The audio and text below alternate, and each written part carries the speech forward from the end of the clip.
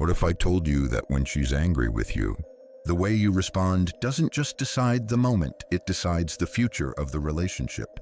Most men make one of two mistakes. They either fight her emotion with more emotion, or they shut down and disappear, hoping it all blows over. But here's the Stoic truth. A woman doesn't need you to react, she needs you to remain unshaken.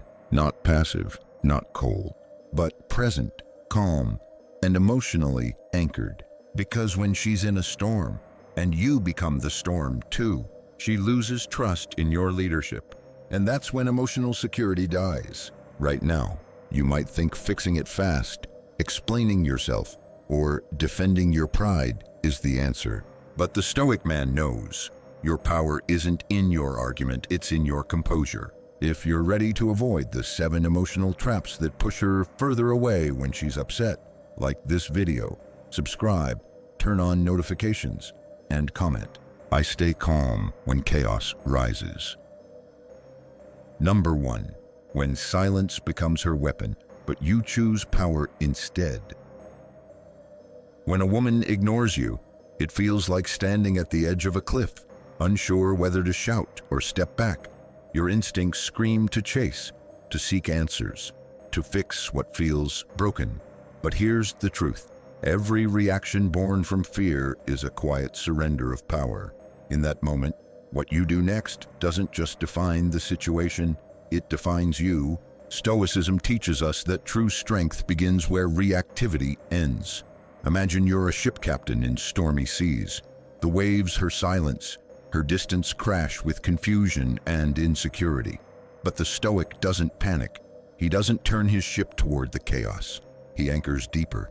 He waits, because he knows stillness is not weakness, it's strategy. When a woman pulls away, it's not always rejection. Sometimes it's a test of your emotional control, your self-worth, your boundaries. But most men fail this test. They text again and again. They show up online, like ghosts of neediness, haunting every comment, every story. They plead not with words alone, but with energy that screams, I am not whole without you. Epictetus warned us, you may not control the events, but you can control your response. And chasing is not a response, it's a reflex, one that says your dignity is negotiable. But what if, instead, you took a breath and stepped back? What if you let your silence speak not as punishment, but as presence? Silence is a mirror. When you stop reaching, she's forced to look into it, to see what's missing. And if she can't feel your absence, she never truly valued your presence. That realization isn't meant to hurt, it's meant to liberate. So how do you apply this first? Stop checking your phone every 5 minutes. Send one message, then leave space. If she cares, she'll feel it. If she doesn't, you've just avoided deeper heartbreak. Second, redirect your attention. Go to the gym. Call a friend. Rebuild your focus, not for revenge, but for rebirth. The Stoic man isn't a statue. He's a storm contained in stillness. His silence is the sound of boundaries. His withdrawal isn't retreat, it's respect. And respect begins with the self. Remember, she may have pulled away, but you choose whether to follow or to rise. Now, speak out and comment below. I don't chase, I choose peace. Number 2, the trap of guilt when her distance makes you doubt your worth. Imagine holding sand in your palm. The tighter you grip it, the faster it slips through your fingers. This is exactly what happens when you try to use guilt to pull a woman back. You think you're being honest. You say things like, after everything I did for you, or I thought you were different. But what you're really doing is trying to manipulate her emotions because you feel powerless over your own. At its root, guilt tripping is not about truth. It's about control disguised as vulnerability. And while it might momentarily stir her sympathy, it never wins her respect. Marcus Aurelius once said, if it is not right, do not do it. If it is not true, do not say it.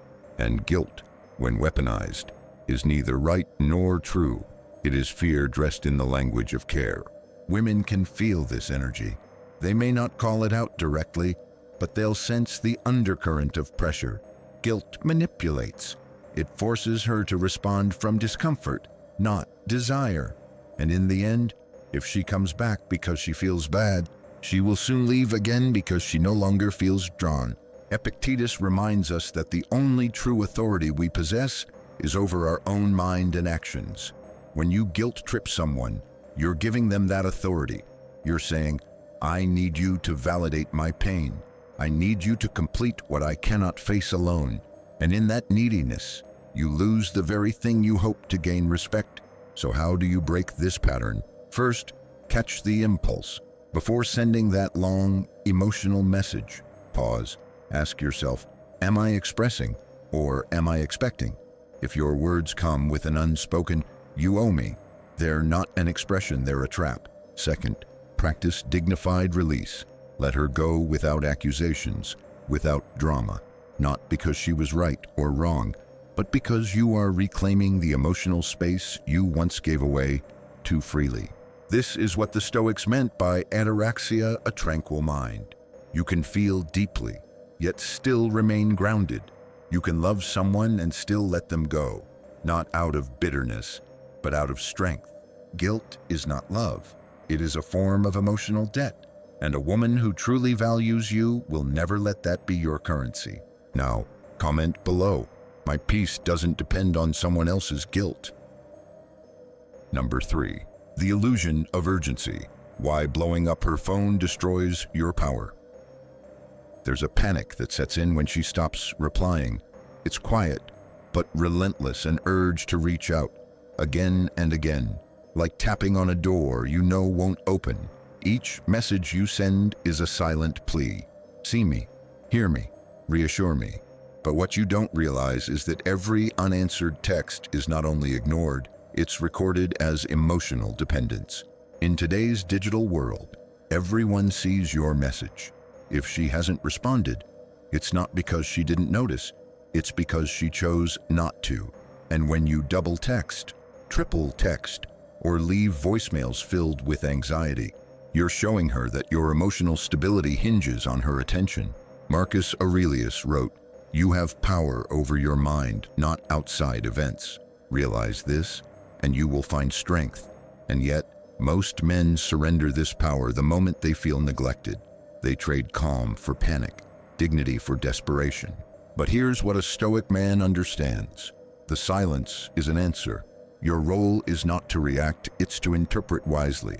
One message is enough. It says, I see you, I'm open.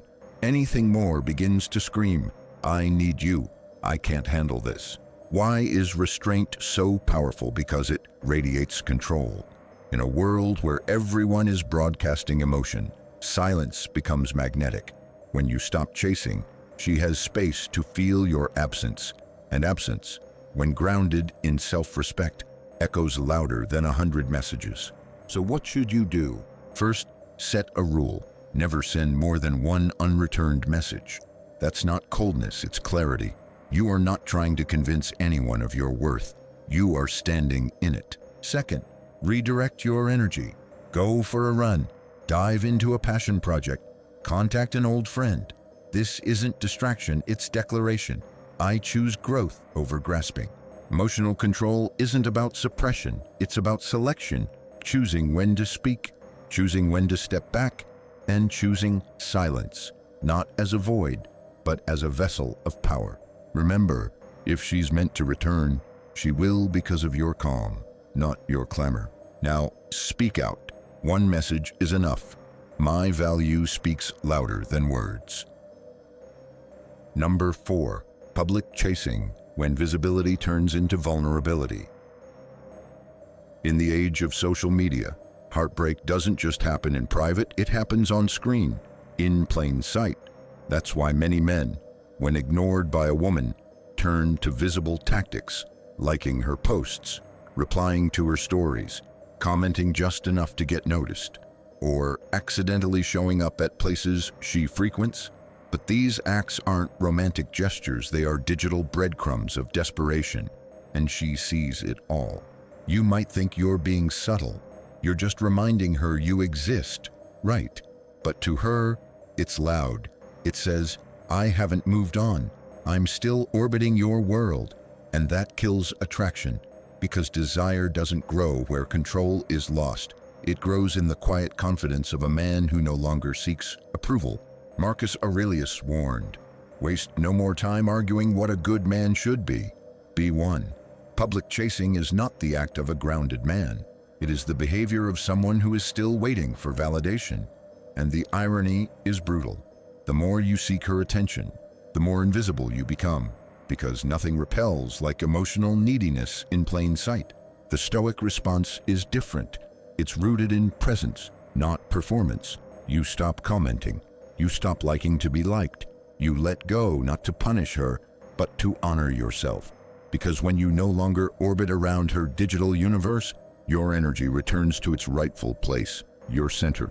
So what can you do? Unfollow if you must, not out of bitterness, but out of discipline.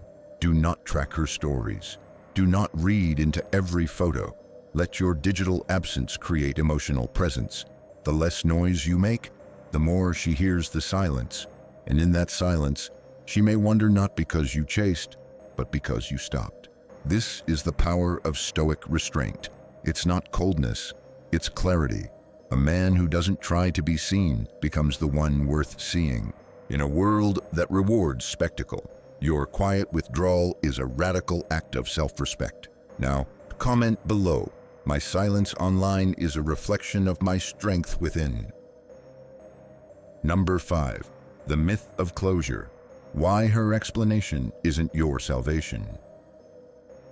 There's a voice inside you that whispers, if she just explained why, I could move on. That voice is lying. It wants comfort, not clarity.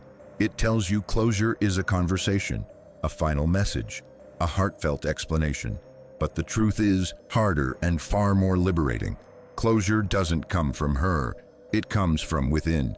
When a woman ghosts you, withdraws, or goes silent, the instinct is to search for answers. You want to ask, why did you leave, or what changed? But every question reveals something deeper, that your peace still depends on her words, that your healing is suspended, waiting for permission to begin. Stoicism teaches a more radical truth. As Epictetus put it, it's not what happens to you, but how you react to it that matters. Her silence is a statement. She has already spoken in absence, and your job is not to decode her choices, but to reclaim your own. This doesn't mean you don't feel pain. It means you don't let that pain own you. Seeking closure is often just another way of chasing. You hope her words will restore your dignity, but no one can give back what you willingly gave away. The Stoic approach, acceptance without explanation. Imagine her silence as a closed door. You can knock for hours, or you can turn around and build a new path. The moment you stop waiting is the moment you begin walking. That's the difference between stagnation and growth. So what's the practical move? First, resist the urge to reach out one last time. That message will not free you, it will bind you further. Instead, write it down privately. Burn it. Let it out of your system without offering it to her. Second, return to yourself. Focus on becoming emotionally whole. Read, train, create, restore. Closure is not a gift, it's a discipline. It is choosing to stop digging through the ashes and begin building something new. In Stoic thought, this is libertas freedom, not from pain, but from dependency. The most powerful form of closure is when you no longer need one. Now, speak out. I don't wait for answers, I rise from them. Number 6. Emotional honesty or emotional manipulation, the fine line most men cross. You think you're being vulnerable. You send her a message. I never expected this from you. Or worse, I thought you were different. It feels like emotional honesty, but it's not. It's veiled manipulation. And the difference lies in your intention. Are you expressing truth, or hoping your pain will make her feel guilty enough to return? This is the emotional trap many men fall into. They confuse rawness with righteousness. But Stoicism teaches something sharper. Integrity isn't about saying everything you feel. It's about choosing what is worth saying. Seneca wrote, No man is more unhappy than he who never faces adversity, for he is not permitted to prove himself. And this adversity being ignored, hurt, disappointed is your proving ground. When you weaponize emotion to sway her, it's not strength, it's surrender. It reveals that you need her reaction to feel whole. But true love doesn't grow from pity, and guilt may bring her back for a moment, but it won't make her stay. What you gain is obligation, not desire, and obligation always decays into resentment. The Stoic path is different. It's not about bottling up feelings. It's about refining them before release.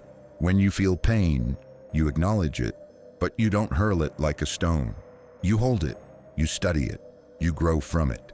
So how do you shift? First, before speaking to her, speak to yourself. Write down your feelings, not to send, but to understand. Most of what you want to say is about you, not her. That's your work, not hers to fix. Second, if you do speak, make sure it's clean, free of blame, free of hidden motives. A real man doesn't use emotion to manipulate, he uses it to mature. And if she doesn't respond, you didn't lose anything. You gained clarity. Emotional manipulation is loud. Stoic integrity is silent, but it resonates. The more you try to prove your pain, the more you betray your own dignity. And dignity, once lost, is hard to reclaim. In the end, being honest with yourself is more important than being heard by her, because healing doesn't begin when she understands, it begins when you do. Now, a comment below. I express with integrity, not expectation. Number 7. The silent mistake. Why waiting for her is wasting your life.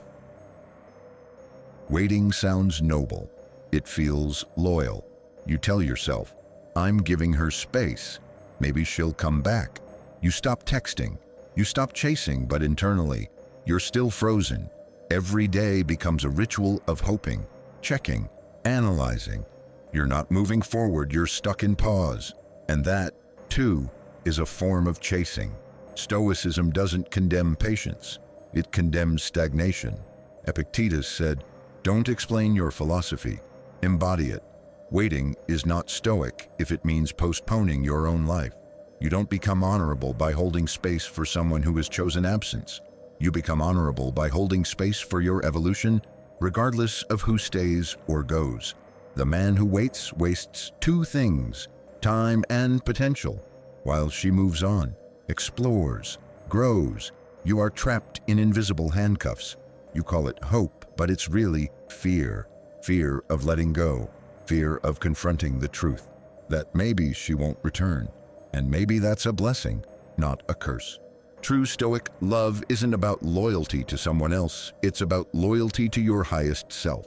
The version of you that keeps rising, keeps evolving, keeps walking with purpose, even in heartbreak. So what should you do?